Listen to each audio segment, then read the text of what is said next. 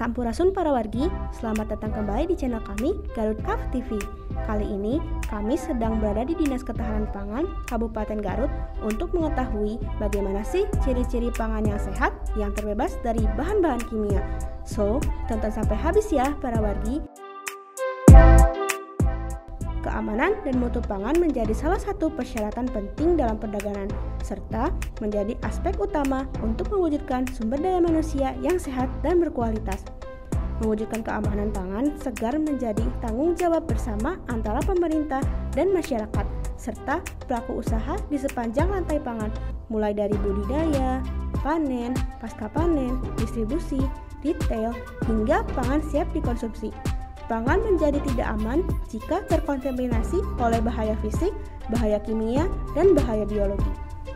Bahaya kimia contohnya residu pestisida, aflatoksin, klorin, formalin, boraks, pewarna, dan logam berat. Berbeda dengan cemaran fisik dan biologi, pangan segar yang terpapar oleh kontaminan kimia sulit dilihat secara kasat mata. Meskipun demikian, pada beberapa komoditas pangan segar terdapat indikator yang dapat dikenali bahwa pangan segar tersebut mengandung cemaran kimia. Lantas, apa saja sih ciri-ciri komoditas pangan segar yang terkontaminasi kimia? Dan bagaimana cara meminimalisir efek negatif dari cemaran kimia tadi? Yuk, kita simak bersama penjelasan dari Kepala Bidang Keamanan Pangan DKP Kabupaten Garut, Bapak Supriyatna. Sebaiknya masyarakat itu pandai-pandai memilih pangan segar yang aman dari cemaran kimia maupun cemaran biologi, dari cemaran pestisida, dari formalin, aflatoksin, dan lain-lain termasuk klorin. Artinya masyarakat harus paham mengenai keamanan pangan, harus mengerti. Kemudian juga harus memilih produk-produk yang sudah memiliki jaminan mutu dan keamanan pangan. Misalnya produk yang sudah bersertifikat prima, produk yang organik, atau yang sudah terregister terdaftar di Kementerian Pertanian. Ternyata, untuk meminimalisir efek kimia yang terkandung dalam buah dan sayur itu cukup mudah dilakukan ya para wargi. Oleh karena itu, harus diingat selalu ya solusi dari Bapak Kabid tadi.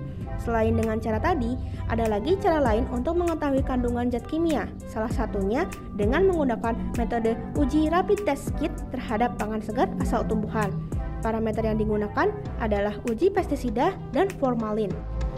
Alat yang digunakan dalam rapid test ini merupakan alat tes sekali pakai dan bentuknya sederhana, sehingga tidak memerlukan antigen tambahan dalam melakukan rapid test pada pangan ini.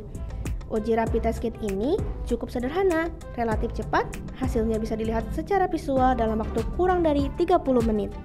Tapi, bagaimana sih langkah-langkah pengerjaan dari rapid test terhadap pangan ini? Kita lihat aja yuk dari video berikut ini. Alat dan bahan yang digunakan ialah rapid test kit, gelas atau wadah, label, sampel yang akan diuji, air bersih, kertas saring, masker, dan sarung tangan. Untuk langkah-langkah pengujiannya, pertama-tama ambil sampel sesuai dengan teknik pengambilan sampel. Pada sampel buah atau sayuran, rendam potongan kecil ke dalam air bersih dan biarkan selama 5-10 menit.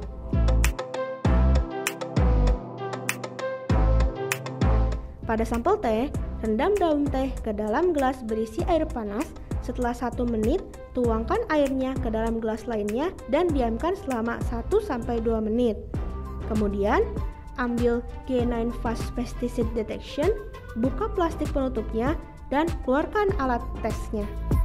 Tambahkan 6 ekstrak dari sampel buah atau sayur serta sampel teh untuk mengisi sampel well A dan B. Diamkan selama 10 menit. Setelah 10 menit, amati kedua lubang di bagian tengah test kit. Jika salah satu atau kedua lubang tidak berwarna, maka sampel terindikasi positif mengandung organofosfate atau karbamate atau asetilkolinesterase inhibitor. Sebaliknya, jika berwarna biru atau hijau, sampel terindikasi negatif. Adapun pada prosedur pengujian rapid test kit formalin, alat dan bahan yang digunakan antara lain rapid test kit untuk formalin, gelas atau wadah, botol, label, sampel yang akan diuji, air bersih, masker, dan sarung tangan. Untuk langkah pengujiannya, pertama-tama masukkan ekstrak hasil ke dalam botol 1 sampai terisi 1/3-nya. Lalu dikocok-kocok selama 1 menit. Setelah itu, pindahkan kembali isinya ke dalam botol 2 dan kembali dikocok-kocok selama 1 menit. Kemudian, pindahkan lagi isinya ke dalam botol 3, lalu amati perubahan warnanya selama kurang dari 5 menit. Apabila larutan berubah warna menjadi merah atau merah muda, sampel yang diuji terindikasi positif mengandung formalin. Terima kasih telah menonton kami dari awal sampai akhir. Sampai jumpa kembali para lelaki dan jangan lupa untuk berbahagia.